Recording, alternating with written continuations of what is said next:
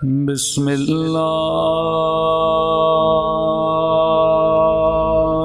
الرحمن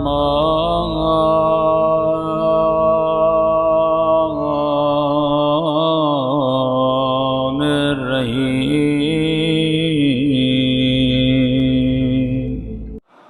اردو کی ایک مثال ہے کہ ضرورت ایجاد کی ماں ہے۔ ایک چھوٹا سا ٹیشو پیپر آپ کے سامنے، اس کے بنانے والے نے بھی اس کو تب بنایا جب اس کی ضرورت پڑی۔ ٹیشو پیپر ہمیشہ سے نہیں تھا، ضرورت ہے تو بنا۔ اب ضرورت کیا تھی؟ انسان کو پسینہ آتا ہے، پہنچنے کی ضرورت تھی۔ پہلے لوگ رومال رکھا کرتے تھے، اب رومال سے آپ نے صاف کیا، رومال گیلا ہو گیا، دوبارہ وہ گیلا رومال بندہ اگر لگائے تو اچھا نہیں لگتا تھا۔ دوسرا 500 لوگ آپ کے سفرے پہ آ گئے، پانی اویلیبل نہیں، ہاتھ میلا ہو گیا، ہاتھوں کو صاف کرنا ہے، تو اب بندہ کتنے کپڑے رکھے؟ ایک تولیہ رکھے، تولیے میلے ہو جائیں۔ تو ضرورت اس بات کی تھی کہ کوئی ایسی چیز بنائی جائے جو کپڑے سے زیادہ ہلکی ہو، نرم بھی ہو، اور اتنی چھوٹی ہو کہ مثلاً ایک ڈبے میں 500 آ جائے، ایک ڈبے میں 1000 آ جائے۔ اور بنانے والے نے یہ بھی دیکھا کہ کبھی کبھی انسان اپنے چہرے کو بھی صاف کرتا ہے۔ اب چہرے میں ناک بھی ہے، ناک میں سونگھنے کی توانائی بھی ہے، تو کہ کوئی ایسا ٹیشو بناؤ جس کے اندر خوشبو بھی ہو، بندہ جب چہرے کو لگائے تو اسے ہلکی سی خوشبو بھی ہو، اچھا بھی لگے، اور چھوٹا بھی اتنا ہو اسے نچوڑ کے اگر پھینک بھی دیا جائے تو زیادہ جگہ کو کور بھی نہ کرے۔ تو بندہ 5 منٹ کے لیے سوچے، ایک چھوٹے سے ٹیشو بنانے کے پیچھے اتنی بڑی پلاننگ ہے، اتنی بڑی سوچ ہے، تو تو نے کیسے سمجھ لیا تجھ جیسا بڑا انسان؟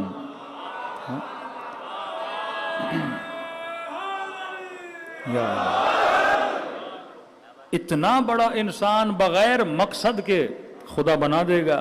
یہ ممکن نہیں ہے۔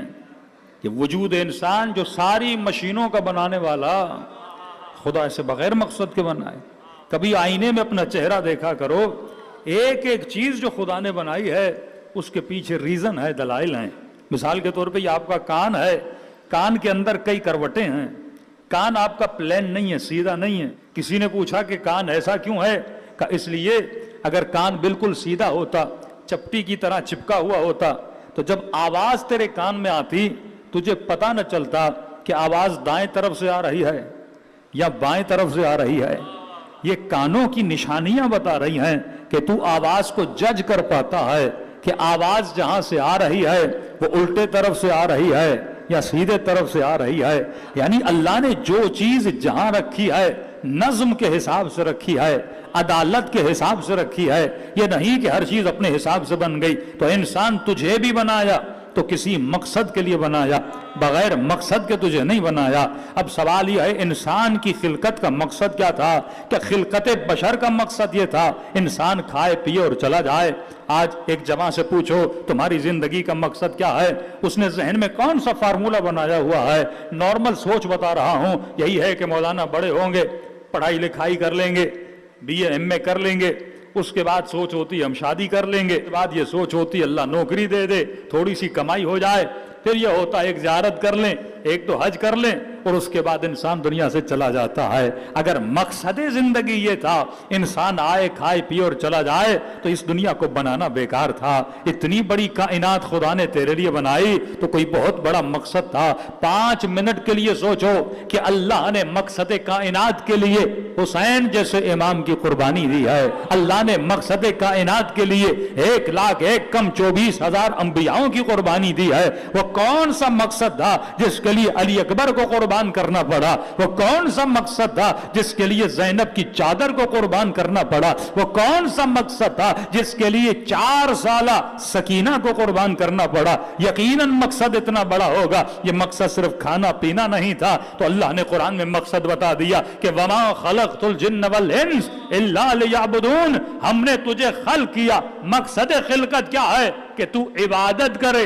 اب آپ کہیں گے مولانا یہ تو ہم سب کو پتا ہے، آپ کون سی نئی بات کر رہے ہیں، مقصد خلقت عبادت ہے۔ اچھا میرے جان یہ تو بتا عبادت کا مطلب کیا ہے؟ کہ مولانا عبادت کا مطلب نماز ہے، عبادت کا مطلب روزہ ہے، عبادت کا مطلب حج ہے، عبادت کا مطلب اللہ کا نام لینا ہے۔ ارے اگر عبادت کا مقصد نماز ہوتا تو نماز تو لشکر یزید بھی پڑھ رہا تھا، عبادت کا مقصد حج ہوتا تو شمر نے 17 حج کیے ہوئے تھے، عبادت کا مقصد اگر روزہ رکھنا تھا تو روزہ تو یزیدی بھی رکھتے تھے۔ مقصد عبادت نہ نماز ہے، مقصد عبادت نہ روزہ ہے۔ ارے اگر مقصد عبادت نماز ہوتا تو خدا گواہ ہے پھر مسجد میں امام جماعت جب نماز پڑھا رہا تھا تو ایسے واقعات پیش نہ آتے کہ مسجدوں میں بدکاریاں ہو رہی تھیں، مدرسوں میں بدکاریاں ہو رہی تھیں۔ مقصد یہ نماز پڑھ تو رہا ہے پر اس نے خلقت کے مقصد کو سمجھا نہیں ہے۔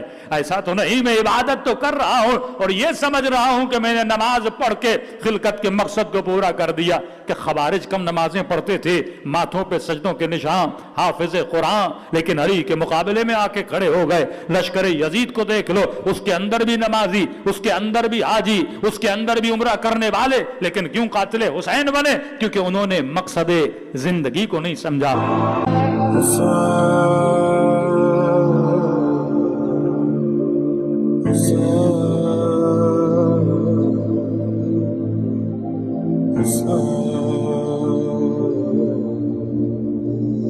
السلام